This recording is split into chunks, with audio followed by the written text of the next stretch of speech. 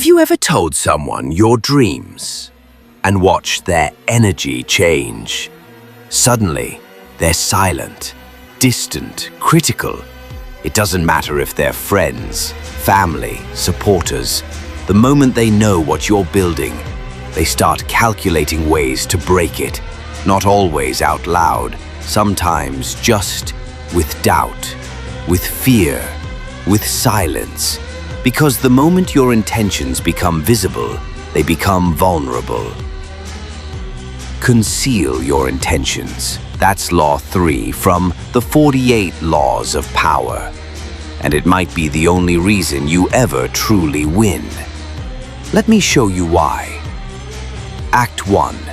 The illusion of honesty. We're taught that honesty is strength, that transparency is noble, that speaking your goals makes them real. But in the real world, honesty is ammunition. Transparency is target practice. And your goals, they're better kept in the dark. Because once people know where you're going, they start building traps on the road ahead. They mask it as feedback or just being realistic. But it's not realism. It's sabotage disguised as concern. Not because your dreams are wrong, but because your dreams are threatening. Act 2. Why they react that way. People don't always hate your ambition. They hate what your ambition says about them. You say, "I'm going to start a business." They hear, "I'm leaving behind the job you settled for." You say, "I want to be different."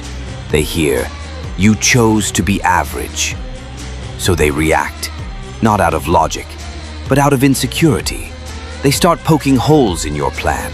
They laugh, they roll their eyes, they offer advice that sounds more like defeat. And little by little, you start to doubt what you were once so sure about. That's how power leaks. That's how empires die before they're born. Act 3. The historical blueprint. History doesn't just teach us about greatness, it shows us how stealth built power. Julius Caesar didn't march into Rome shouting, "I'm taking over." He concealed his army's true purpose until the moment of invasion. Napoleon didn't tell Europe he planned to become emperor. He said he was restoring order until he wore the crown.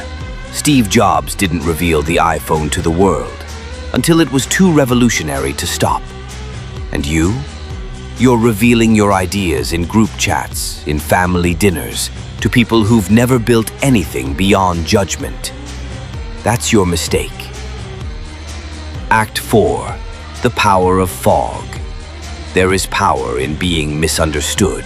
When no one knows your true aim, they can't block it, they can't mock it, they can't even see it. You move like mist, you advance like silence, you strike when they're still guessing. Confusion is a shield. Ambiguity is your armor. Act 5. Strategic silence. Don't confuse silence with inaction. It's the most deliberate move on the board. Every word you speak gives away territory. Every explanation you offer opens a door. Close your mouth. Sharpen your vision. Talk less. Move more. Let people think you're lost while you're mapping the way. Act 6. The wrong people to tell. The world is full of spectators pretending to be coaches. They offer opinions they never earned, judgments they never tested. They say, "That's risky. That's unrealistic. You shouldn't aim so high." But what they really mean is, "I didn't, so you shouldn't." Understand this. You don't owe your plans to people who only know how to watch. You owe it to the part of you that refuses to settle. Act 7. The almost there syndrome. The moment you're close to success, you'll feel an urge to talk, to share, to scream it. It's a trap. The moment you say, "I'm almost done," you open the gate. Suddenly, opinions come in, doubts come in, complications you didn't ask for come in. Your dream becomes a group project, and group projects kill vision. protect your creation like it's sacred, because it is. Reveal it only when it can't be stopped, when its roots are too deep to pull out. Act 8. Let them misread you. Here's a trick. Don't just stay silent. Sometimes mislead.